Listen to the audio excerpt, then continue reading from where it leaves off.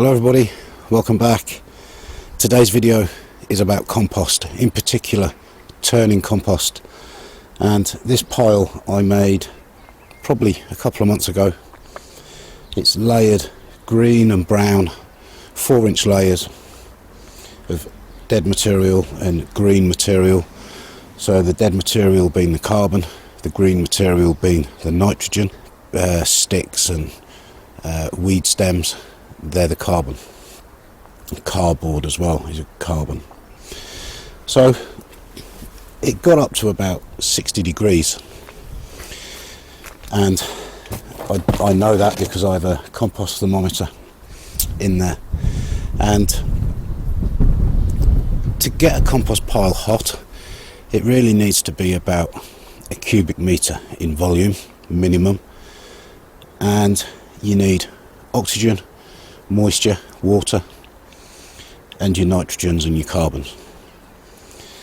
And what happens is the microorganisms and the bacteria, their interaction as they break down the compost is what creates the heat, and you need it to be a certain volume for that to happen.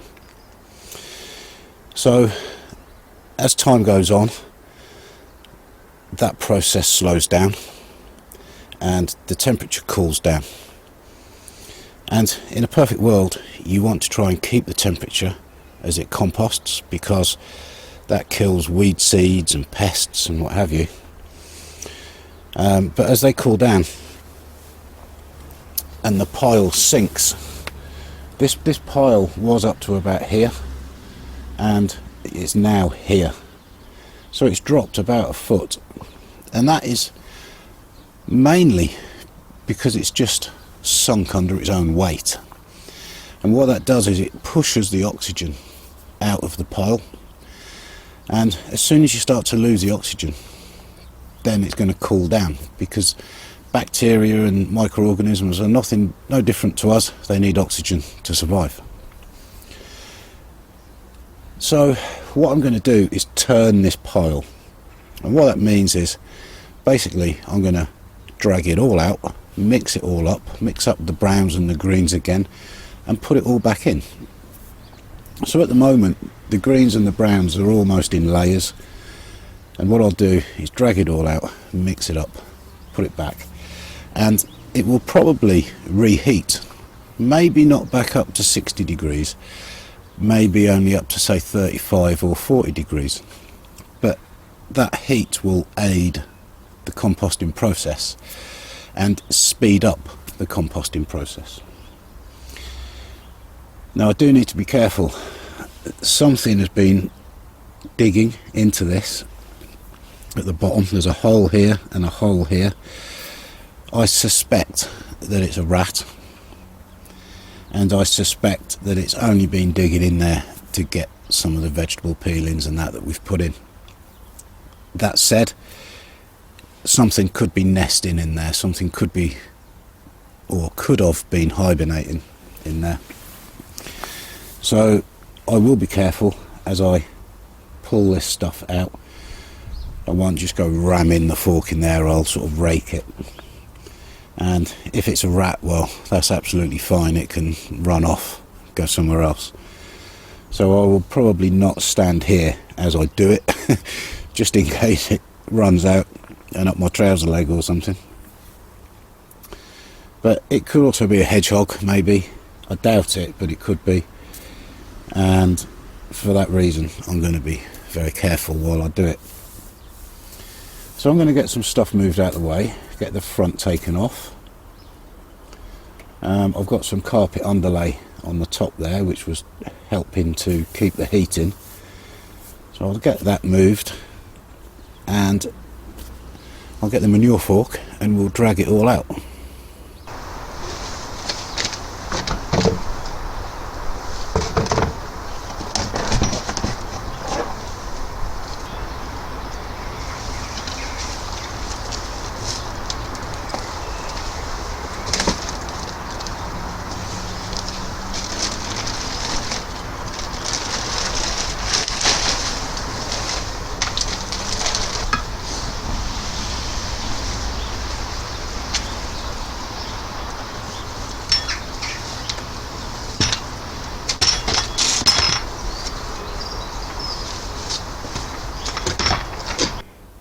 So hopefully there you can see the different layers. So we have a green layer here, which is mostly coffee grounds on the top. Then we've got a brown layer, which is cardboard and weed stems. Then another green layer, and then we've got a mixed layer, which was shredded up Christmas tree and things like that. You can see the pine needles and what have you there. And then we've got a layer of coffee grounds, and then a layer of weed stems and what have you. And then right at the bottom, I don't know if you can make that out, there's more coffee and more weed stems. Now I always start my compost heaps at the bottom with dead material, so sticks and, you know, quite coarse stuff, wood chips, things like that, because it creates gaps at the bottom of the pile for air to get in, oxygen, and also allows for some drainage. And you can see the hole there where something has been digging in. I can't see anything in there, but like I say, I'm going to be careful. So all I'm going to do is gently scrape all of this out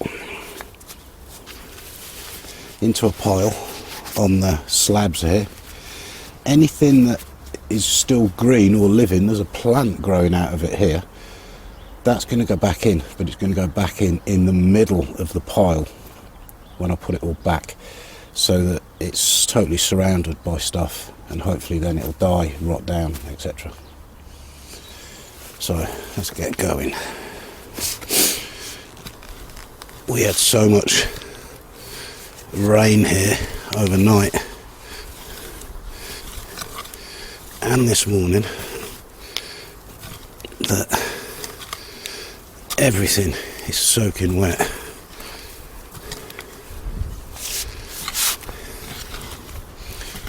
There's already worms in here, so that's a sure sign that the pile has cooled down.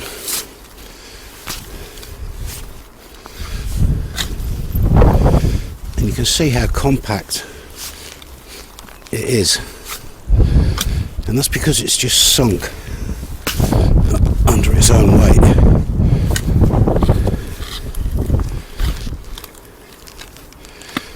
But then as we go down here, there's a layer of coffee grounds that are actually quite dry.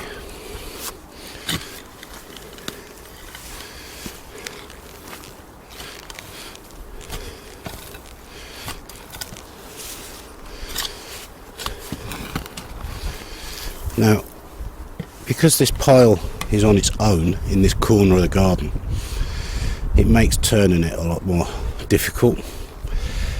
If it was one of the piles down the end of the garden made out of the pallets, I'd be turning this straight into the next bay.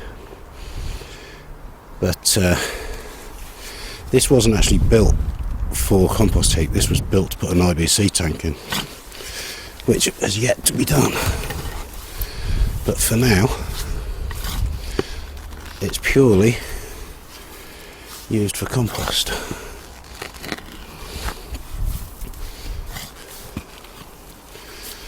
And as you can see, there's a mixture of all sorts in there. Wood chip, dead sticks and branches.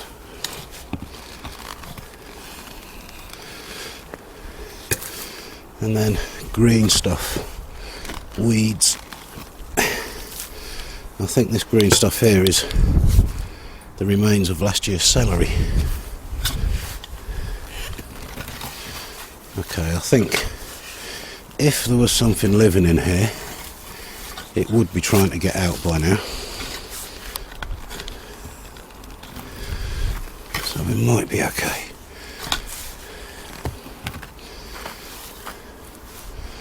I just don't fancy a rat running up my leg.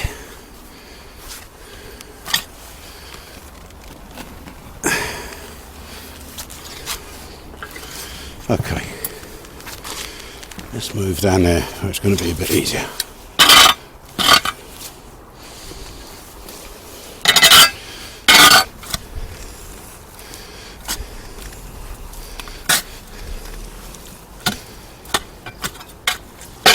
Now as I get to the bottom of the pile here, I don't necessarily have to drag it all out, I can just mix it up at the bottom there. And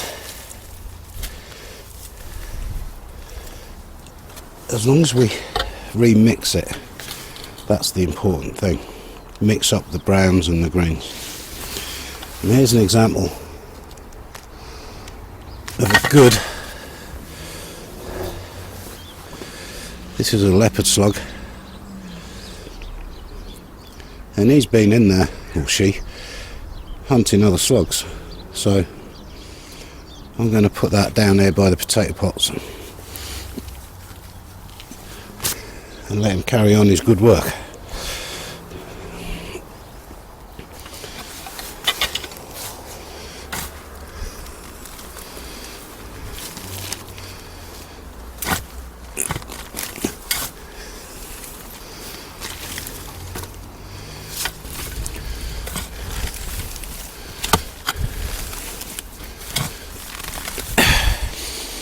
All mixed up.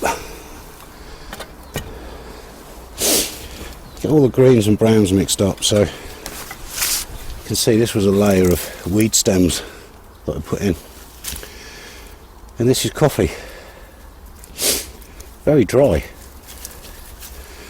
but because everything else is so wet, I don't think I'm going to put any water in. And looking at the sky behind me, it's going to chuck it down. So I'm going to get a shovel, put all of this back in, get the front on, and go from there.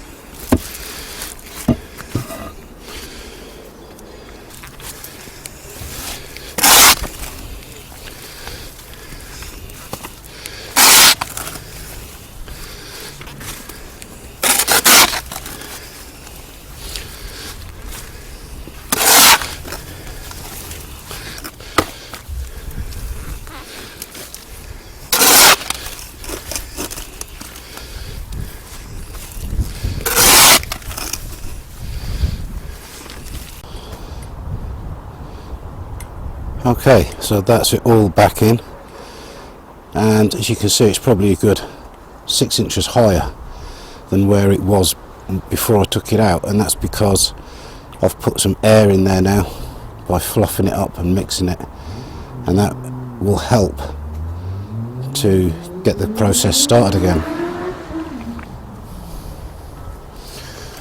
So all I'm going to do now is cover it with some compost bags. And this is to try and stop the rain from totally flooding it out.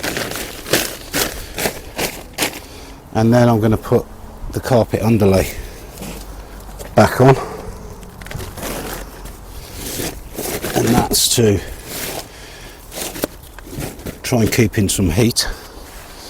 And I'll just get the thermometer.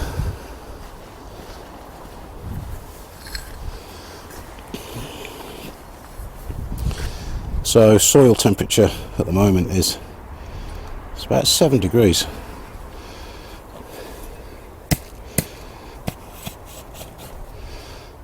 And that instantly has gone up to 11, 12 degrees. So hopefully in a day or two that will be back up over 20, 25. And it's still going up now. At 13. So like I say, on its first, when it was first put together, it got up to 60. So if I can get it up to 35, 40 on its second go, on when I've turned it, I'll be quite pleased.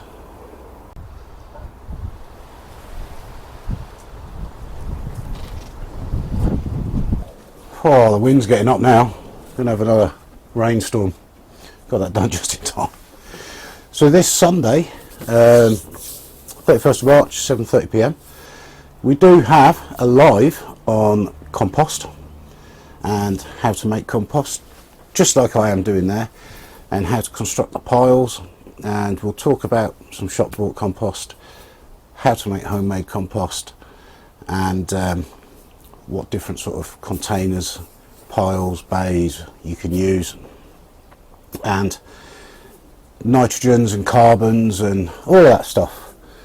And come along, join in, offer your advice, your tips, your knowledge, because that's what it's all about. It's about sharing, and yeah, should be a good live.